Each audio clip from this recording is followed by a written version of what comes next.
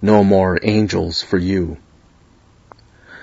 What the Holtz and Operation Babylift have taught Westerners is that in order to justify the act of taking small brown bodies from their countries of origin and raising them in their own image, all you have to do is reduce the child's circumstances to one of two alternatives: leave to rot in an inhumane orphanage, or raise up in a loving family where with time and material excess everyone will forget and be the better for it.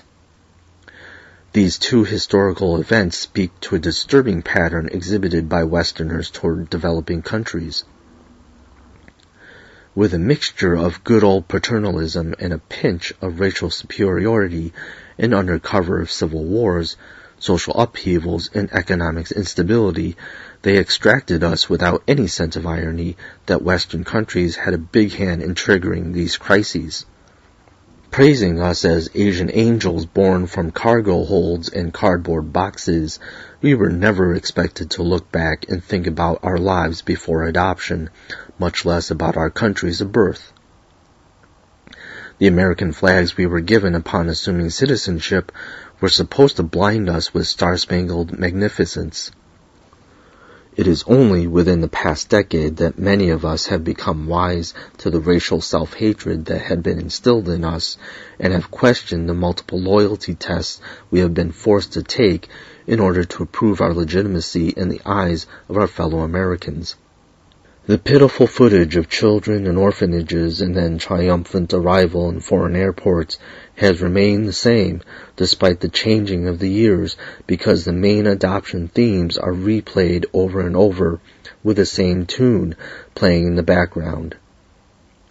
It is not a mistake that adoption agencies, adoption advocates, and adoptive parents still refer to the legacy of the Holtz and Operation Babylift in the most glowing of terms, because it is yet another instrument for Americans to prove their generosity of spirit and can-do attitude to themselves.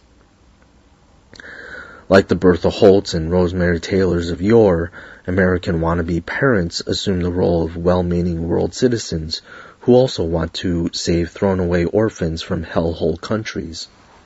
Korean children were the hot commodity in international adoption up until many adult Korean adoptees put the South Korean government's feet to the fire and made it acknowledge the mass production aspect of its adoption policies. With many more legal and monetary barriers in place in South Korea, Westerners turned once again to Vietnam and enjoyed unfettered access to Vietnamese children, especially infants. In early 2008, the U.S. State Department investigated a growing number of inconsistencies in the documentation of children's orphan status and reports of child trafficking. This led to a halt in adoptions between the U.S. and Vietnam in September of this year.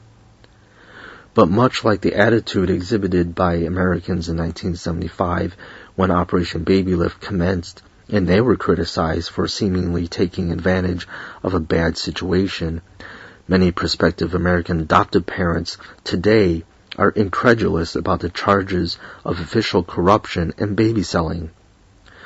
These children only need a home and a loving family, they plead. Who would ever deny them that?